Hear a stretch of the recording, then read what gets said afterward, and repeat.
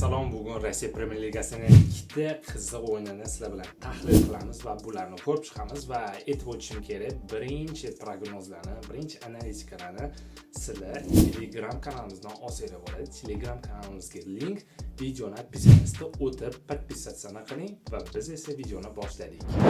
Birinchi o'yinlardan biri bu Krasnodar Faker o'yini. Albatta Krasnodar o'z maydonida Rossiya Premyer Ligasida eng kuchli jamoalardan biri. Albatta juda yaxshi o'ynashadi va o'yinda har bir o'yinni o'zida eng qizig'i to'pni nazorat qilishadi, yaxshi himoyalanishadi va hujum chizig'ida ham ancha kuchli o'yinchilar yig'ilgan.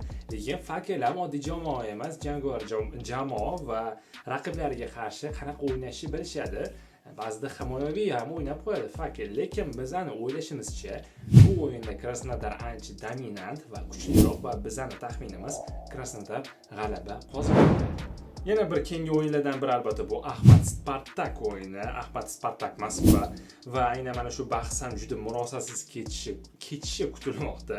Ahmad o'zining maydonda har doim progressiv futbolda namoyish etib kelgan. Mana bu joyda statistikada men hozir ko'rib turaman va har bir ochko bo'yicha ancha zo'r kurashlar olib borishgan. Lekin Spartak Moskva Ahmadga nisbatan hujumkorroq futbol olib borishadi. Ya'ni hujum chizig'ida kuchli futbolchilar evaziga kontra-atakalar tashkil qilishadi va juda ko'plab hujumlar evaziga juda ko'plab gollar urishgan.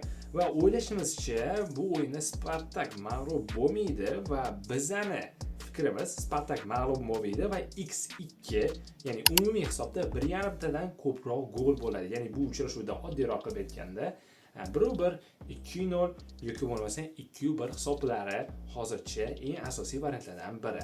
Shuning uchun bizning yakuniy ekspressimiz xuddi shunaqa bo'lmoqda. Ya'ni birinchi o'yinda Krasnodar g'alabasi, ikkinchi o'yinda esa Spartak mag'lub bo'lmaydi, x2 va umumiy gol 1.5 tadan ko'proq bo'ladi.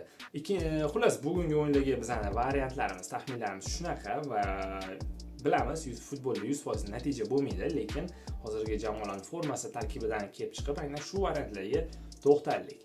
Va shunaqa variantlar, analitika, prognoz va boshqa turdagi tahlillarni Telegram kanalimizdan birinchilardan bo'lib ko'rsanglar bo'ladi. Telegram kanalimizga ssilka opisiyanada, albatta o'tib obuna bo'ling, video like bosib, videoni yana kuzatib borishda davom eting. Hali ko'p mavzularni, o'yinlarni sizlar bilan tahlil qilamiz. Ko'rishguncha.